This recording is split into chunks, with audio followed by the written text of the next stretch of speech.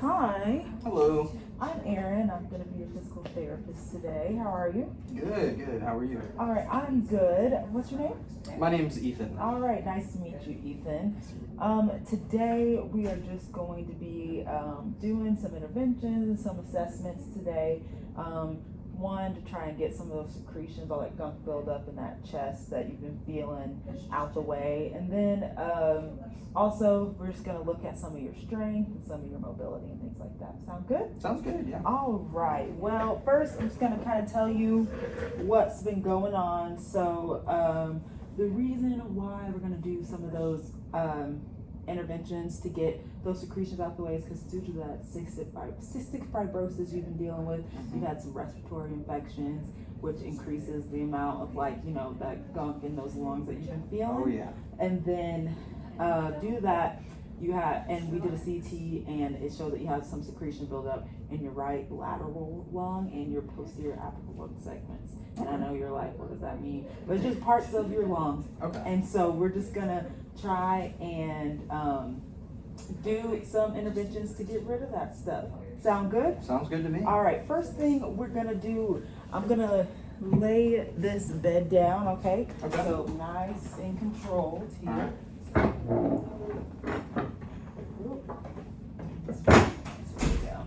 All right, and I'm actually going to have you lay with your head that way, okay? Yeah, can do. All right. Look at you, nice and mobile. I'm gonna have you lay on that left side. Okay. Good. Okay. Nice. And then I'm gonna raise up these legs, okay? Okay. It's gonna be kind of high. That's okay. And then I want you to scoot this way for me. Good job. Okay. All right, so I'm gonna be targeting your right lateral segments of those lungs. I'm gonna be doing something called percussion. Okay. It's gonna help break up those secretions. It's gonna seem like I'm hitting you on the back, but I promise it should not be painful. You'll Okay. just hear some little cupping sounds, okay? Okay. All right, so normally we'd leave you here if we were just doing this position for about 5 to 10 minutes, and then with this percussion, we're gonna do it about 3 to 5, okay? All right. All right. Sound like a little horse, you know? Yeah.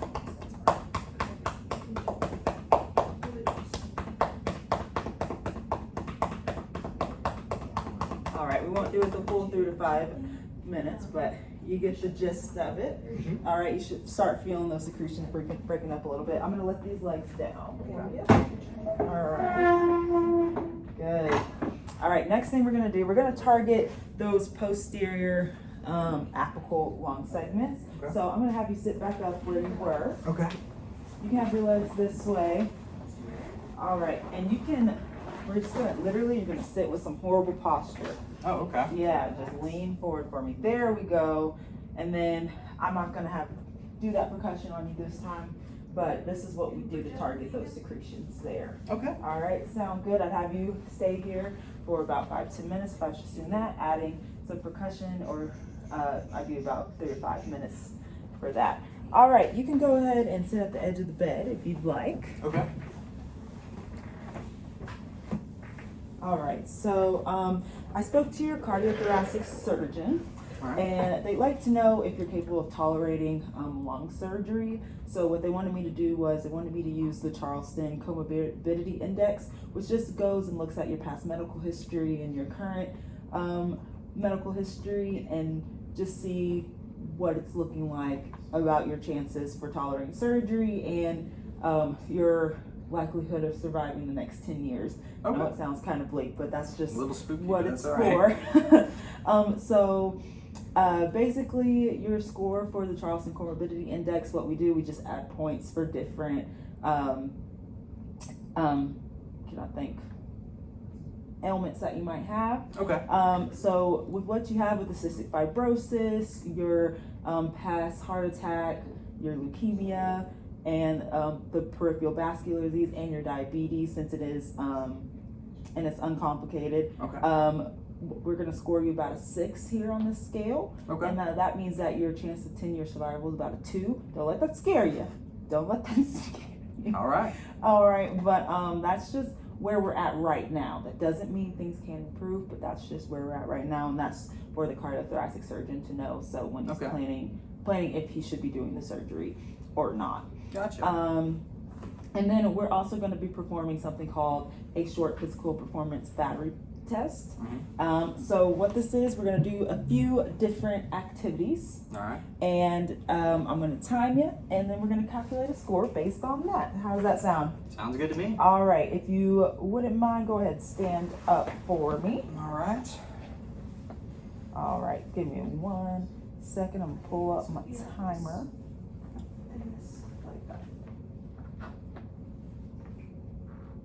All right, what I want you to do first, I want you to stand with just those feet together. Okay. Heels together, toes together, good. Stand there, arms across your chest. Okay. And I started my timer, see how long you're gonna be there.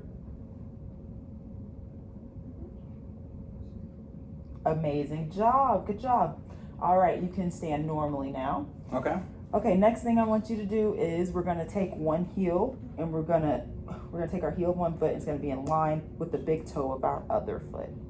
Okay. All right, and I just want to see how long you can stand there for. Okay. Good, I'm gonna be standing by you just in case you lose that balance. Okay. Good job, and relax. Beautiful job. Okay, last part of this balance test. I'm gonna have you stand heel to toe, any foot, any way you want to. Okay. Whatever foot you want can be in front. This will be a little hard. It is a little hard, but don't worry, you got it. Oh. Ooh. Okay, Yeah. that's all right. That's all right. Good job. Good job. All right, relax just for a second. I'm going to calculate your score right here. Okay, awesome. Okay, next thing we're going to do, we're going to calculate your gait speed. So let's go ahead into the hallway. Okay. Back over here. I'm going to have you stand right here. All right. I'm going to walk along with you. We're just going to see how fast you can get from point A to point B at your normal pace. All right? Okay. So whenever you're ready, you can start.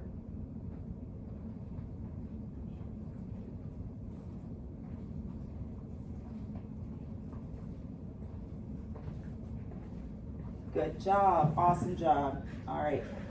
Last thing that we're going to do, it is a 5-time sit to stand test. This is looking at, or it's called a chair stand test. It's looking at some of your lower extremity strength, okay? Okay. I'm going to put this chair right here. All right. I'll show you what you're going to be doing. Okay. Crossing those hands in front of that chest. Making sure we have some good balance here. We're just going to stand up all the way and then sit right back down. We're going to do that 5 times, all right? Okay. Sounds good. Okay, and I'm going to time you.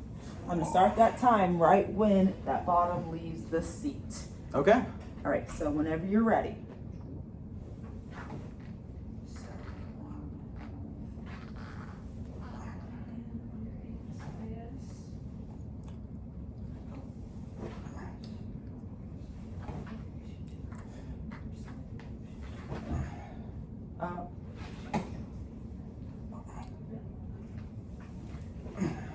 Good job, Ethan. Oh, you have one more.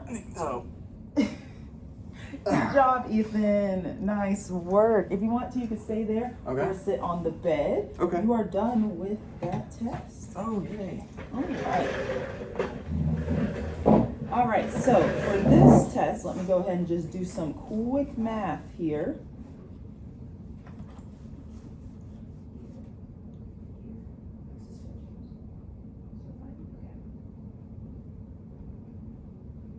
All right, so you got a 6 out of 12 on this test. Oh. All right, so you know that's not too bad. We're not at the low end, we're not at the high end, we're just in the middle. Okay. But what that means is that you do have a little bit of reduced physical performance. Okay. So you're not at the best, but we're not at low. So that's pretty good. It means that you have a high potential of recovery. So I bet that sounds good after hearing the 2% for. Yeah, that's reassuring for sure. Core morbidity index. And then, but that just means that your quality of life and then the things that happen throughout your life, mortality, things like that, are related to your physical performance improvement, okay? Okay. So that does mean that we want to make sure we're living a healthy lifestyle so that way we can either maintain or get better. Okay. Does that sound good? Yeah, that sounds great. All right.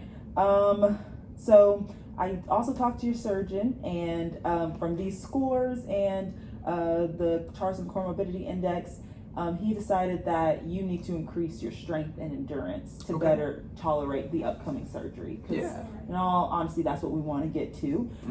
So we took your resting heart rate, we took your maximum heart rate from your vitals, and we determined that you need to be exercising in the 40 to 60% range of that maximum heart rate. So that just means we take the maximum heart rate, take 40 and 60% of it, and we find a nice little medium where we want you to be with all your activity. Okay. Yeah. Sound good? Yeah. All right, and that's called the Carbonin method.